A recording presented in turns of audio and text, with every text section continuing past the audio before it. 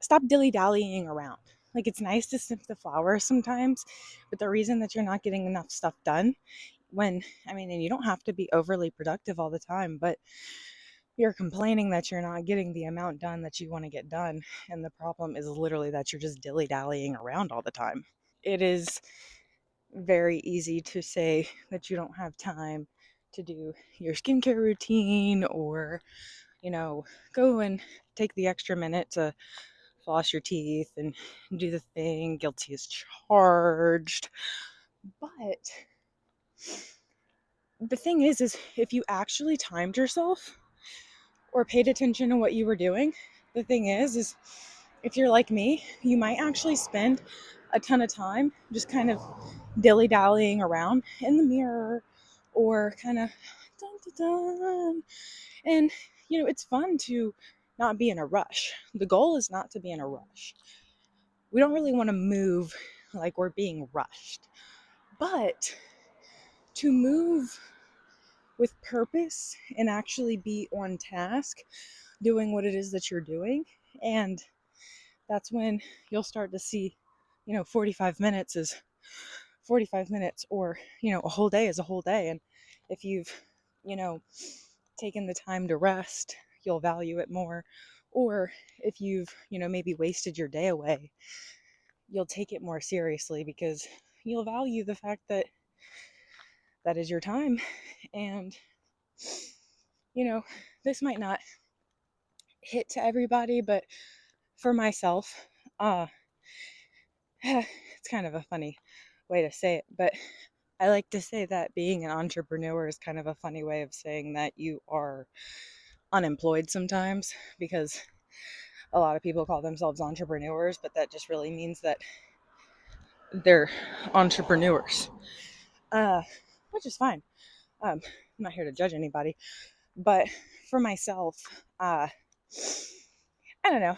I'm not really big on kind of like putting it out there and that not really being what it is.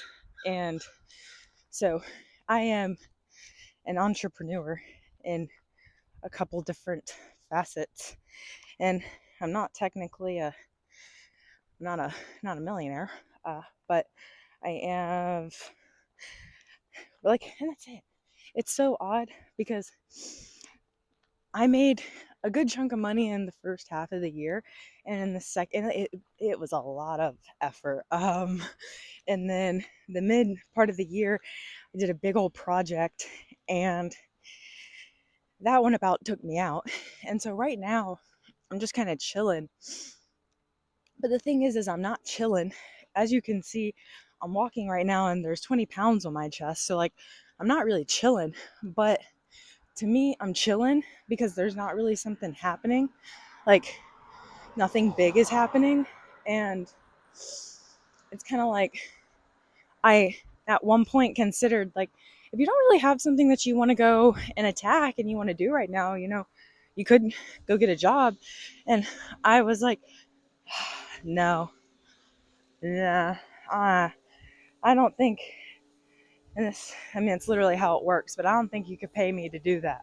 Maybe if you paid me a good amount of money, um, but, and I'm so aware of the privilege that I stand in to be able to speak the way that I'm speaking right now. But I mean, I've had jobs before. Let's just clarify that, like normal jobs where you clock in, you show up. I'm not that level of privilege, but essentially, it's there's so much that goes into that, like getting on and getting on the road every day to go there, and like if you have to get on the highway, it's just like statistically speaking, you're more likely to have something happen to you during a trip on the highway than doing a lot of other bigger things that people act like are so dangerous.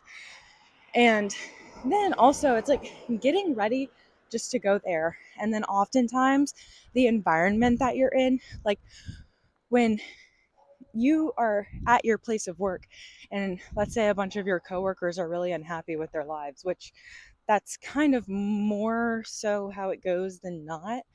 So, let's say you are, really happy.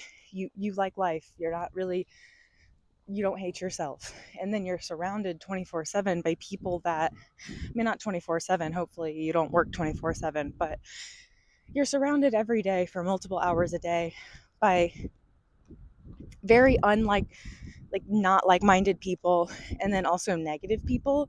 And negative energy just being in your existence all the time can really start to be like a downhill thing. And it kind of like, I don't know, just being around people that don't really want to have like positive conversations or just stuff like that, it can really, I feel like, almost set you back. And if you've got to go to work and make some money, then like you just got to do what you got to do. Like, once again, recognizing that I'm very grateful to be able to speak like this. But I also said to myself, like, dang, I get bored sometimes. And I was like, well, that's my problem because I'm not doing anything. Like, if I'm sitting here and I don't have something to do, that does not mean that I just sit here and do nothing. I mean, you don't have to be doing the most all the time, but that's where hobbies come in. That's why people have hobbies. They go do things so they're not bored all the time. And I don't know, it's just kind of like when you're focused on working all the time and making money or doing this or doing that, you forget how to have fun. And I've noticed, like, in the working environment, and this isn't, it's a big thing amongst different jobs. This is just like a common experience, is people are, I don't know, just not really feeling it. And I I definitely get that when you show up to work every day, it gets old. But I know when I used to wait tables, it was just kind of like, I feel like I would get there a lot of the times, and it was just kind of odd because I was showing up with a positive headspace, and then you're surrounded by your coworkers who do not have a positive mind space. And that starts to rub off on you. And then you take that home, and depending on, the vibe in your household, when you start to take that home with you, and then, you know, all of the negativity that's in your workplace starts to trickle into your household. And that's not even work stress. I'm talking about like just simply the type of people that you're around at work start rubbing off on you because you are a product of the people that you spend the most time with. So your coworkers apply. But the reason that I brought up the time thing is because at first, when I had all this time gifted to me, I was like, oh wow, I'm just gonna really simplify this, that, and third. And it was almost like I couldn't get that much done in a day because I didn't have time to do anything. Because there was no constraints on my schedule. There were no constraints on my schedule. And then I realized, like, holy crap, I'm just dilly-dallying around. There was a circle. But essentially I booked myself an appointment, and then she called me back and was like, hey, can you come an hour later? And I was like, oh, dang, because I was just ready to go. And then I said to myself, well, why don't you go on a walk real quick? And my dog is squeaking his toy. I was like, why don't you go for a walk real quick? And I don't know, I just looked at the clock and I was like, oh, I don't really think I have time to do that. And I'm definitely going to be the taddest bit late, but it's not that deep. Tipperton, I'm so excited that you're so excited that I'm back.